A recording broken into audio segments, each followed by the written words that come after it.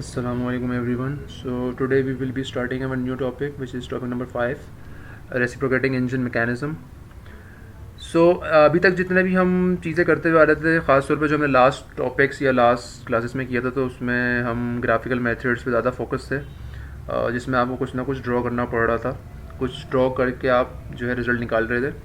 अब जो है things will get a bit easier because graphical methods में थोड़ी कन्फ्यूजन रहती है, लेकिन अब जो टॉपिक्स हम इस्तेमाल जो हम करेंगे उसमें जो भी न्यूमेरिकल बेस्ड सॉल्यूशंस होंगे वो हम एनालिटिकल सॉल्यूशंस करेंगे. तो सिंपल है, जिसमें फॉर्मूलाज गिवन होंगे आपके पास, आपको कुछ ना कुछ उसमें फॉर्मूले की मदद से कुछ ना कुछ सॉल्यूशंस निकालने होंगे, जो अननोन चीज़ें उसको फाइंड करना होगा.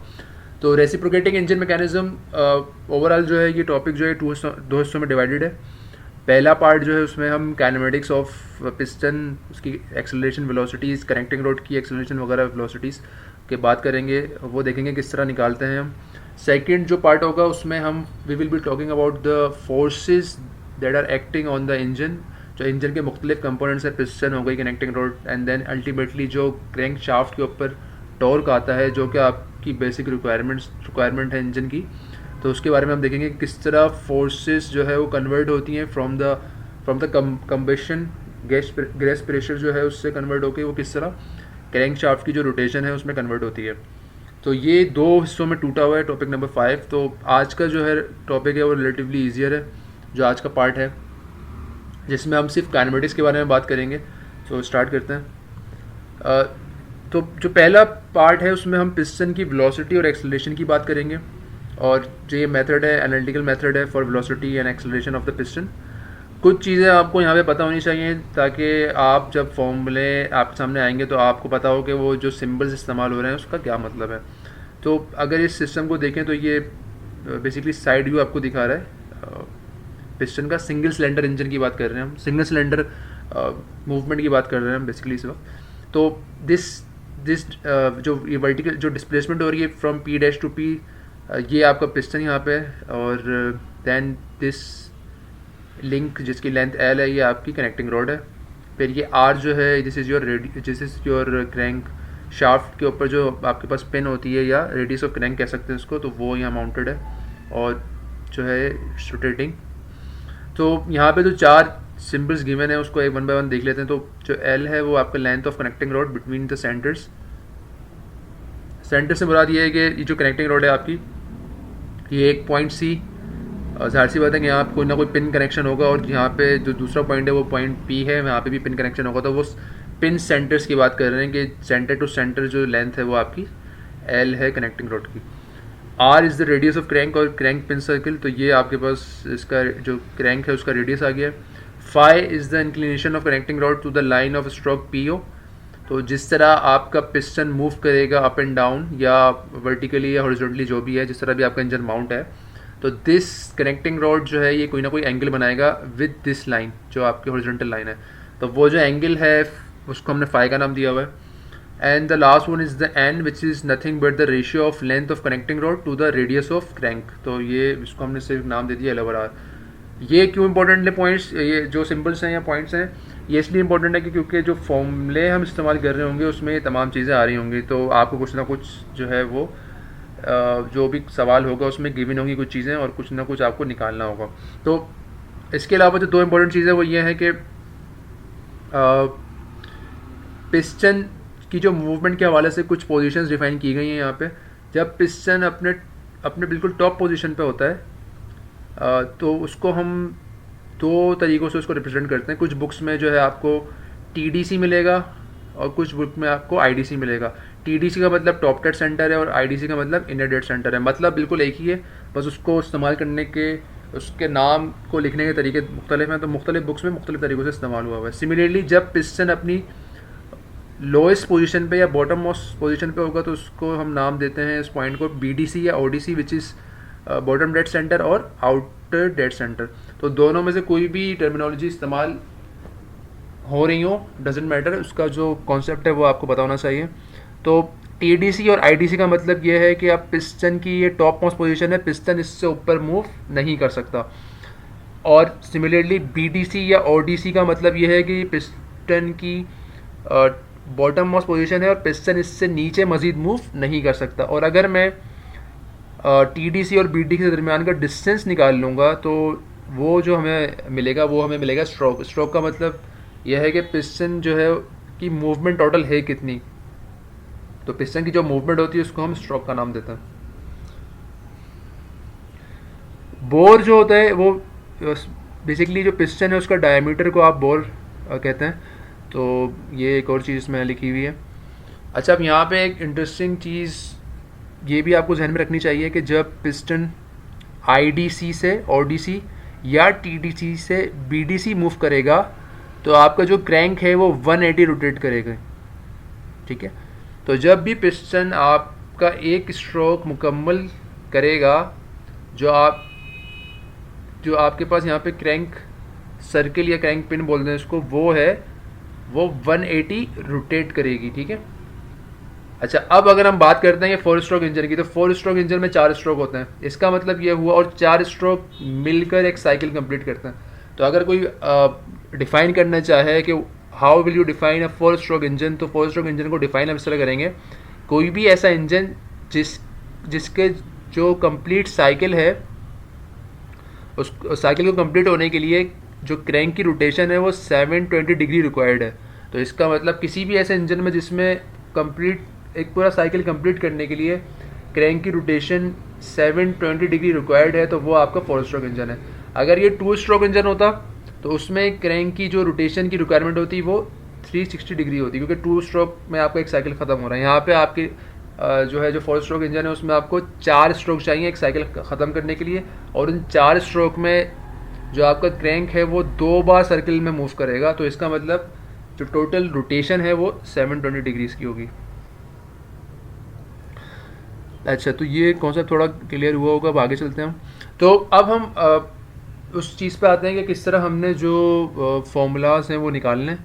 तो जब भी हम एनालिटिकल सॉल्यूशंस की बात कर रहे होते हैं, हम कोई ना कोई डिफरेंशियल एलिमेंट को एनालाइज करते हैं और वहाँ से हम इक्वेशन बनाने की कोशिश करते हैं। तो यहाँ पे भी हम कुछ किसी हद तक वैसा ही काम कर रहे हैं कि हमने एक एलिमेंट ले लिया है x, जिसको हमने डिफाइन किया है कि कोई भी पिस्टन की position from P' to P।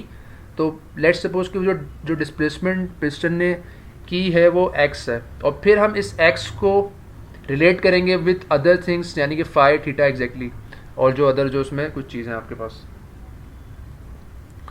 अच्छा, तो यहाँ पे x की जगह आप लिख सकते हैं कि P' एंड देन फिर उसको फर्दर आप डिवाइड कर सकते हैं मुख्तलिफ डिस्टेंसेस के अंदर, और फिर उसको जो है वो जो कुछ डिस्टेंस हैं उसको आप you can write in terms of cos phi and cos theta as well. अच्छा, ये फिर आपने डिस्प्लेसमेंट वगैरह निकाल ली इसको जो है सॉल्व करके। ये इस स्टेप्स जो यहाँ पे स्टेप्स होंगे वो बुक में सॉल्व हैं। डेरिवेशन है, डेरिवेशन जो है वो कोर्स का हिस्सा उस सेंस में नहीं है कि ये मैं आपसे पूछूंगा, लेकिन ये if you want to go through it just go through it. काफ़ी सारे स्टेप्स हैं उसमें, तो वो हमारा मकसद नहीं है कि हम डेरिवेशन को गो थ्रू करें। यहाँ पे हमारा सिर्फ कॉन्सेप्ट यहाँ पर ये है कि डेरिवेशन का स्टार्टिंग पॉइंट क्या था, यानी कि कॉन्सेप्ट क्या था कि हमने एक स्मॉल एलिमेंट लिया और उसको हमने कोशिश की लिखने की इन टर्म्स ऑफ अदर वेरिएबल्स और अदर कॉन्स्टेंट्स जो भी हैं सिस्टम के। तो इसलिए हमारे पास कुछ इस तरह की इक्वेशन बन के आ गई, which is equation of the displacement of piston in terms of thetas and N. अच्छा, इसको अगर हम डिफ्रेंशिएट कर लेंगे तो हमारे पास वेलोसिटी आ जाएगी। तो हम अभी इंटरेस्टेड किस में, we are interested in the piston velocity.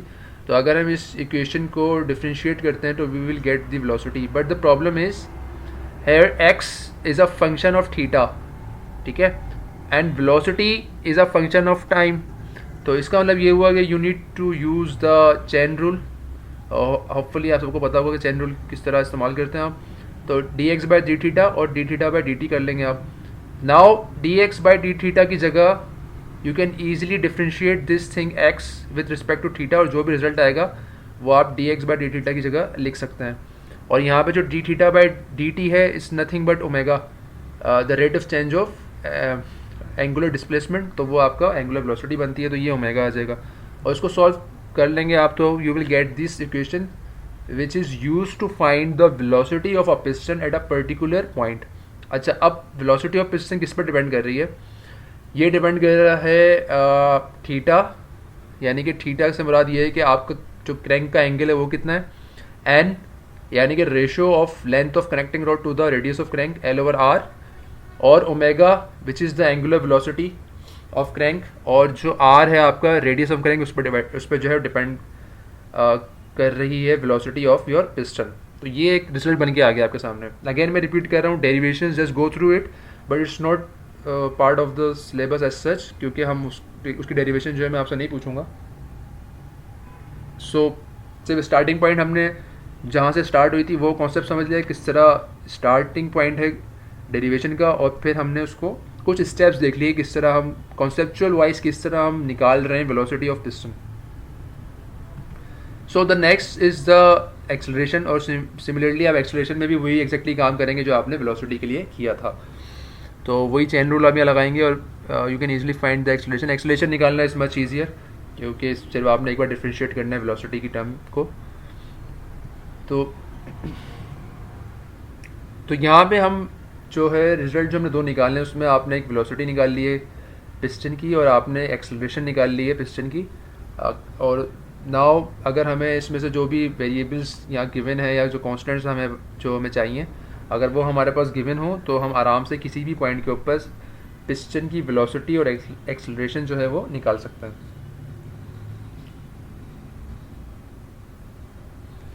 Okay, सो यहाँ तक जो है तो हमने कर लिया। Now let's just go through an example, और अब आपको अंदाजा होगा कि कितना आसान ये काम है कि आप बड़े आराम से जो है कुछ भी सिस्टम को सॉल्व कर सकते हैं। तो let's try to do this example.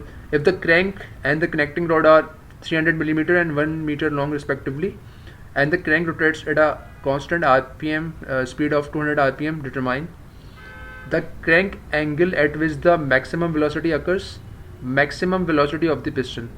तो यहाँ पे तीन चीज़ें आपको गिवन है, जिसमें से 300 millimetre is nothing but R, यानी कि क्रैंक का जो रेडियस है वो आ गया। 1 metre is the length of the connecting rod which is L। तो similarly you can find small n जो कि L over R हो गया, और RPM गिवन है तो आप उसको कन्वर्ट कर लेंगे इनटू रेडियस पर सेकंड। अच्छा, अब निकालना क्या है हमने, तो हमने दो चीज़ें निकालनी है। The first one is the crank angle eight which the maximum velocity occurs.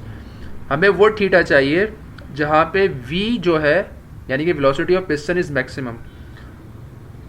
Second, हमें फिर वो वेलोसिटी भी निकालनी है जो कि मैक्सिमम वेलोसिटी की वैल्यू क्या होगी। तो ये बात आप मैथमेटिक्स में कई बार कर चुके होंगे कि कोई भी चीज़ का जब मैक्सिमा या मिनिमा निकालते हैं तो हम उसका फर्स्ट डेरिवेटिव निकालते हैं।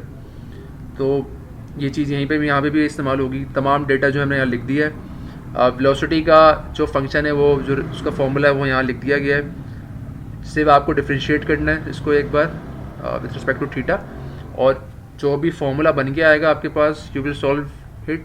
ये जो इक्वेशन बन के आएगी वो आपके पास थीटा की टर्म्स में आएगी और क्वाड्रेटिक इक्वेशन की फॉर्म में आएगी वो। तो जब आप क्वाड्रेटिक इक्वेशन के पास रिजल्ट आएगा, क्वाड्रेटिक इक्वेशन आपके पास बन के आएगी, तो आपके पास दो रिजल्ट आएंगे। तो आपने पॉजिटिव रिजल्ट लेना है, यानी कि आप थीटा वो निकाल रहे हैं जहाँ पे मैक्सिमम पिस्टन की वेलोसिटी है। तो वो जो थीटा आपके पास आ रहा है वो 75 यहाँ पे आ रहा है। और फिर अगर आप वही 75 डिग्रीज जो है इस वीपी की इक्वेशन में डालते हैं तो you will get the velocity, the maximum velocity of the piston through out the movement, जो भी मूवमेंट उसकी हो रही है। तो ये जो मैक्सिमम वेलोसिटी हमारे पास आ रही है वो 6.34 मीटर पर सेकंड है। तो आप देख सकते हैं कि कुछ चीज़ें इसमें बस देखनी है, उसके अलावा it's very easy to find the result. तो रिलेटिवली ईजियर टॉपिक है ये। अच्छा, एक सवाल यहाँ पे ये उठ सकता है कि नॉर्मली हम करते ही हैं कि जब ये हम डेरिवेट करते हैं, जब भी हमें मैक्सिमा या मिनिमा निकालना पड़ता है तो हम डेरिवेट करते हैं, फर्स्ट डेरिवेटिव लेते हैं, उसको जीरो के बराबर रखते हैं। लेकिन एग्जैक्टली ये बताने के लिए कि वो मैक्सिमा है या मिनिमा है, we need to find the second derivative as well. तो अगर second derivative is greater than zero, it means कि इट्स अ मिनिमा, और अगर second derivative is less than zero तो वो हमें बताता है कि मैक्सिमा। लेकिन यहाँ पे क्योंकि हम मैथमेटिक्स का कोर्स नहीं कर रहे हैं, तो हम सिर्फ एक न्यूमेरिकल सॉल्व कर रहे हैं, वो भी मैकेनिक्स के एरिया में, तो हम मैथमेटिक्स में नहीं जा रहे। तो इसका मतलब ये हुआ कि जो बुक में सवालात गिवन हैं वो ये मेक श्योर उसमें किया गया है कि आपने सिर्फ फर्स्ट डेरिवेटिव ही निकालना है। तो उन्होंने ये मेक श्योर किया हुआ है कि अगर वो मैक्सिमम मांग रहे होंगे तो वो उन्होंने उसको सेट किया हुआ है कि वो मैक्सिमम ही आएगा वहाँ से निकल के। तो आपने सेकंड डेरिवेटिव यहाँ पे निकालने की आपने ट्राई नहीं करनी है, आप you just use the first derivative, और वो जो रिजल्ट आ रहा है वो मैक्सिमा को ही टारगेट कर रहा है।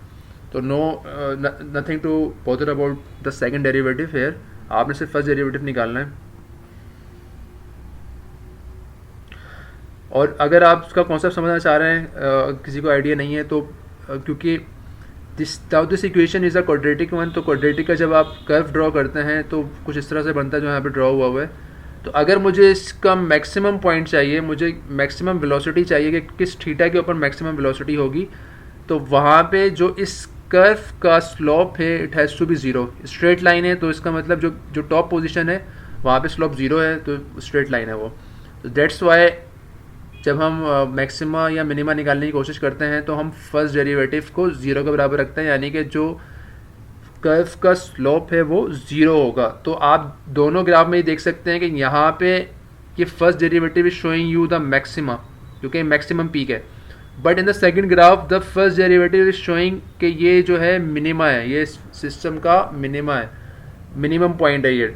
तो इसका मतलब ये हुआ, दैट्स वाई आपके पास दोनों आंसर आ सकते हैं। आपके पास मैक्सिमम का आंसर भी आ सकता है like in the first graph, और आपके पास मिनिमम का आंसर भी आ सकता है like in the second graph. But हम यहाँ पे अजम्पशन ये लेके चल रहे हैं कि जो हमारे पास रिजल्ट आ रहा है वो सिर्फ मैक्सिमम के लिए वैलिड है, तो ये रिजल्ट आ रहा है आपके पास, ठीक है।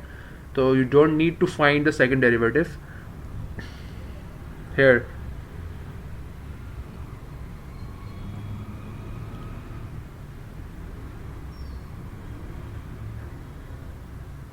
अच्छा जी, so let's move on to the next slide. अच्छा, अब हम आगे चलते हैं और हम जो अगले हमारे पास दो चीज़ें निकालने की हैं उसमें हम कनेक्टिंग रॉड की एंगुलर वेलोसिटी और उसकी एक्सेलरेशन की बात करते हैं यहाँ पे। और फिर वही बात है कि वहीं हमने स्टार्ट किया कि हमने एक C Q which is I think यहाँ पे क्यू शो नहीं किया गया, लेकिन खैर तो कुछ हमने स्टार्ट से कोई फार्मूला स्टार्ट किया जिस is R sine of theta. तो R sine theta I think ये सी क्यू, अच्छा सी क्यू ये रहा। तो दिस लेंथ इज, उसको सिर्फ हमने सी क्यू को रिप्रेजेंट कर दिया in terms of R sine theta which is the vertical component of R, और you can write it as L sine phi as well, ठीक है, क्योंकि वो एल साइन फाई से भी आप उसको लिख सकते हैं, दोनों का कंपोनेंट वो मर्ज हो रहे हैं। और फिर उसके बाद आफ्टर सम स्टेप्स जो कि आप बुक में देख सकते हैं, काफ़ी कॉम्प्लेक्स ही ये डेरिवेशन है, if you want to try you can see it. तो you will get the omega P C, यानी कि omega of the connecting rod, और फिर उसको मज़ीद सॉल्व करने के बाद कुछ अजम्पशन लेने के बाद you will get the result of omega P C. और अगर उसको मैं एक बार और डिफ्रेंशिएट कर लेता हूँ तो I will get the alpha P C which is the angular acceleration of connecting rod.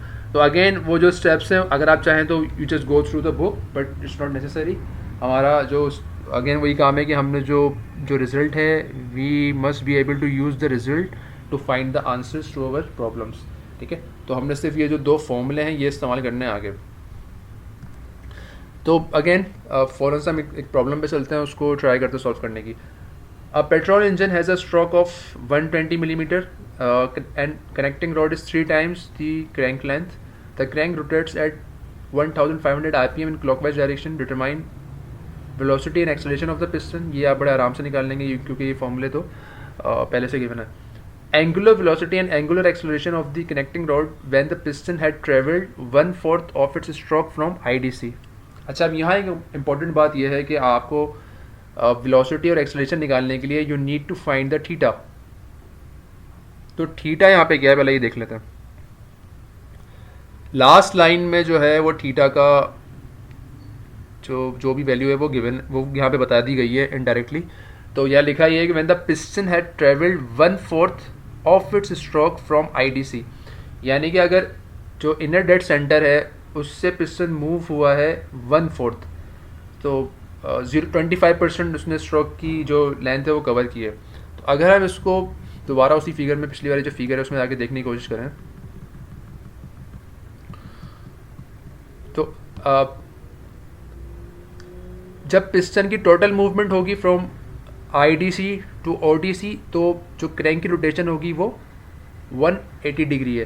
तो अगर यहाँ पे जो पिस्टन की मूवमेंट है वो 25% है ऑफ द स्ट्रोक लेंथ, तो इसका मतलब है कि जो आपकी क्रैंक की रोटेशन है वो 180 मल्टीप्लाई बाय 1/4 होगी, यानी कि 180 का 25%, तो 180 का 25% इज़ 45। तो जो यहाँ पे सवाल में बताने की कोशिश की गई है, वो ये कोशिश की गई है कि जो इनडायरेक्टली थीटा है वो आपके पास वो 45 है, क्योंकि जो पिस्टन जो मूव हुआ है, जो पिस्टन की मूवमेंट है वो 1/4 हुई है। तो इसका मतलब जो थीटा 180 टोटल होता है एक स्ट्रोक के लिए, वो थीटा जो है वो भी 1/4 होगा, और 1/4 जो वैल्यू होगी वो 45 डिग्री आपकी। तो theta is your 45 fair. Second, जो स्ट्रोक लेंथ है वो यहाँ पे बताई गई है 120 मिलीमीटर्स। अच्छा, अब स्ट्रोक लेंथ का जो स्ट्रोक लेंथ जो है वो यहाँ कहीं भी फॉर्मूले में इस्तेमाल नहीं होती, तो इसका मतलब आपने स्ट्रोक लेंथ से कोई और चीज़ जो है निकालनी है यहाँ पे। तो अब स्ट्रोक लेंथ से हम क्या निकाल सकते हैं, तो वापस उसी फॉर्मूले में आपको एक बार लेके चलता हूँ मैं, फॉर्मूले पे बल्कि फिगर पे, कि स्ट्रोक लेंथ जब आपका स्ट्रोक पूरा मूव होता है, जब भी पिस्टन जो है 1 स्ट्रोक कंप्लीट करेगा, तो आपकी जो इस सी पॉइंट की मूवमेंट होगी वो यहाँ से, यानी कि इस पॉइंट से इस पॉइंट पे होगी। तो इसका मतलब सी पॉइंट जो है वो ये पूरा रोटेट करके यहाँ आ गया है। तो अगर मैं दोनों फिगर्स को कंबाइन करके देखूँ, तो अगर स्ट्रोक की पूरी एक मूवमेंट हुई है, तो यहाँ जो मूवमेंट है वो 2r के बराबर हो रही है, ठीक है, क्योंकि सी पॉइंट यहाँ पर था और वो मूव कर गया सीधा यहाँ पर। तो पिस्टन को हम रिलेट कर सकते हैं विद दिस r, कि पिस्टन का जो स्ट्रोक है वो बराबर है 2r के, बिकॉज ये जो लेंथ है which is diameter of the crank वो 2r के बराबर है। तो इसका मतलब हम ये लिख सकते हैं कि स्ट्रोक लेंथ जो है वो 2r के बराबर होती है।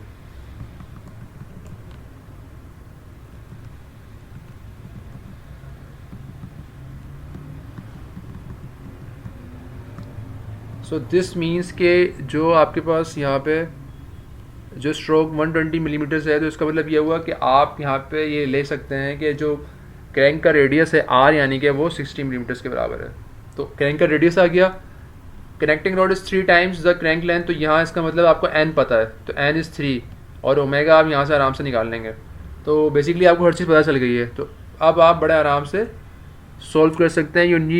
You just need to put everything in the formulas. तो आपने पहले वेलोसिटी निकाल ली है पिस्टन की फार्मूला में डाल के, फिर आपने एक्सेलरेशन निकाल ली है पिस्टन की, अगेन यूज द फार्मूला, फिर आप omega of the connecting rod and alpha यानी कि angular acceleration of the connecting rod आप निकाल सकते हैं with the help of the formulas.